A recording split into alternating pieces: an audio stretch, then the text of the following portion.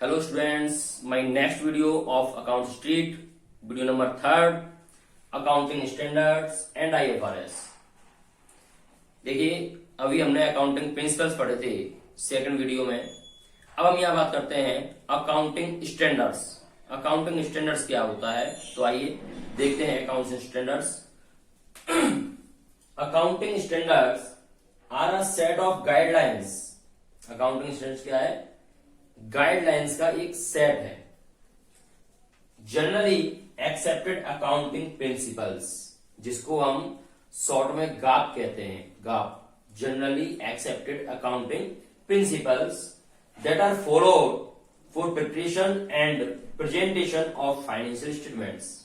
It means financial statements को जो present करता है, जो फॉलो कराता है, वही हमारा अकाउंटिंग स्टैंडर्ड या गाप कहलाता है। बस समझ में आई?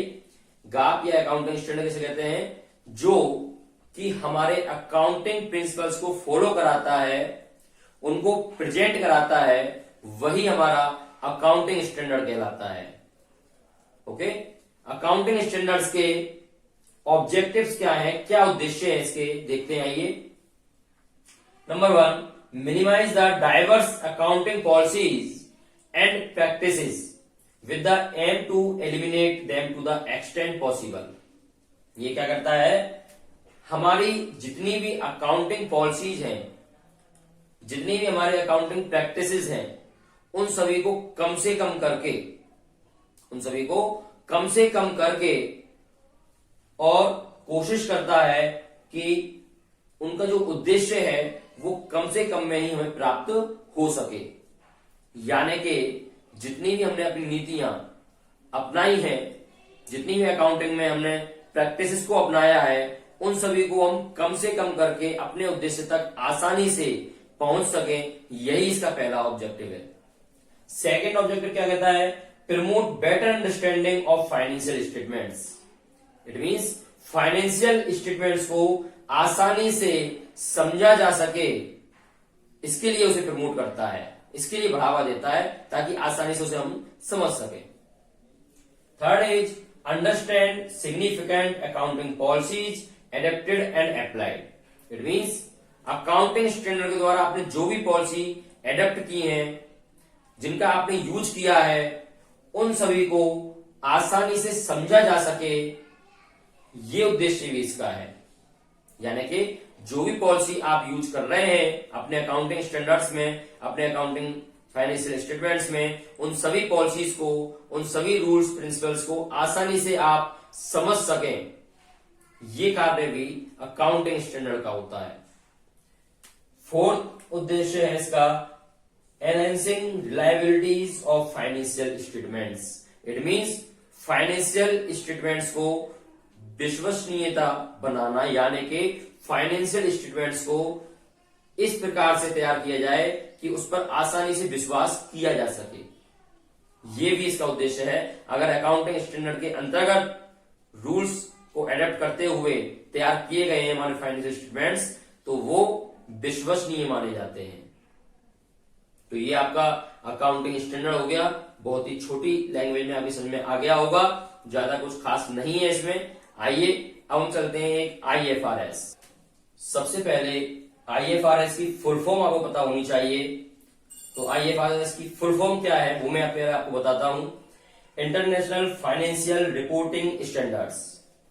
International financial reporting standards is IFRS। क्या है IFRS, देखते हैं। IFRS are a set of accounting standards. ध्यान देना, IFRS is a set of accounting standards। It means accounting standards का ही एक सेट IFRS कहलाता है। Developed by the International Accounting Standards Board, जो किसके द्वारा डेवलप किया गया था? IASB, जो कि हमारा IASB द्वारा डेवलप किया गया था। IASB means international accounting standards board. Okay, इसके द्वारा इसको डेवलप किया गया था। IFRS are principle based accounting standard. किस प्रकार का अकाउंटिंग स्टैंडर्ड है ये है प्रिंसिपल बेस्ड। IFRS कैसा है आपका? प्रिंसिपल बेस्ड अकाउंटिंग स्टैंडर्ड है। IFRS are based on fair value concept. और IFRS का जो कंसेप्ट है वो कौन सा है? वो है आपका फेयर वैल्यू कंसेप्ट पर ये वर्क करता है। IFRS की मैं 3 बातें आपको बताई। सबसे पहले IFRS की full form international financial reporting standard. Second, IFRS set होता है अकाउंटिंग स्टैंडर्ड्स का, जो कि डेवलप किया गया है IASB यानी इंटरनेशनल अकाउंटिंग स्टैंडर्ड बोर्ड के द्वारा। नेक्स्ट मैंने आपको बताया IFRS आपका प्रिंसिपल बेस्ड होता है। कैसा होता है? प्रिंसिपल बेस्ड होता है। नेक्स्ट मैंने आपको बताया IFRS का जो कंसेप्ट है वो फेयर वैल्यू कंसेप्ट पे वर्क करता है। तो IFRS समझ में आ गया होगा।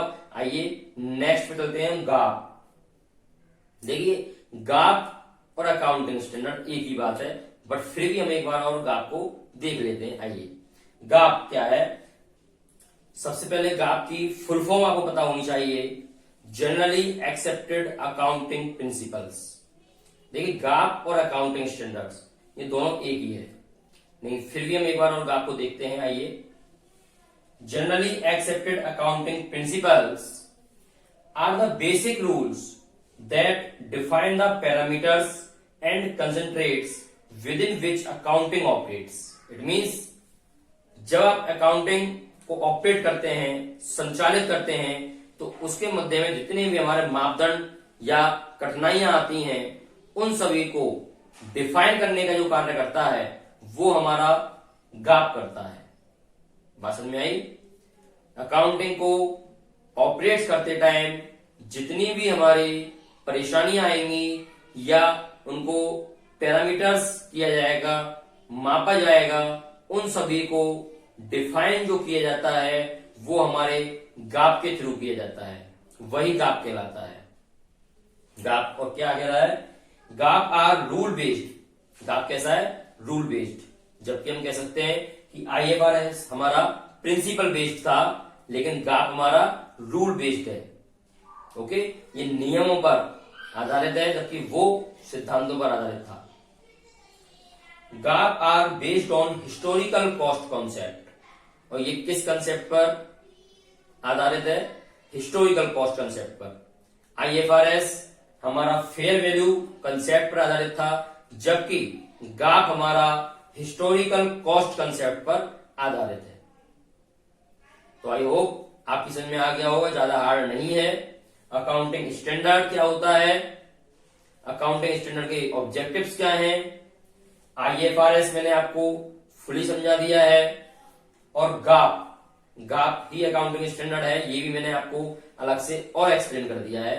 तो समझ में आ गया होगा। इसी के साथ आपका चैप्टर नंबर 3 भी फिनिश हो जाता है। और सबसे बड़ी खुशी की बात एक और है कि यहाँ पर आपके थ्योरेटिकल पार्ट, अकाउंट्स का क्लास 11 का थ्योरेटिकल पार्ट्स यहाँ पर लगभग फिनिश हो जाता है। अब हमारा नेक्स्ट वीडियो से प्रैक्टिकल पार्ट्स क्लास 11 का स्टार्ट होगा, जिसमें आपको वाकई में बहुत इंटरेस्ट आएगा, क्योंकि अकाउंट्स हमारी प्रैक्टिकल बेस्ड है। और वास्तव में इंटरेस्ट तभी आता है जब हमारे अकाउंट्स के प्रैक्टिकल स्टार्ट हो जाते हैं। तो आप सबसे पहले इसका एक बार रिवीजन कर लें प्रिंसिपल्स का, क्योंकि प्रिंसिपल्स आपके आगे तक काम आने वाले हैं। उसके बाद अब हम नेक्स्ट वीडियो मिलेंगे अपने प्रैक्टिकल्स के साथ, और वास्तव में ही आपको मेरी नेक्स्ट वीडियो का वेट रहेगा।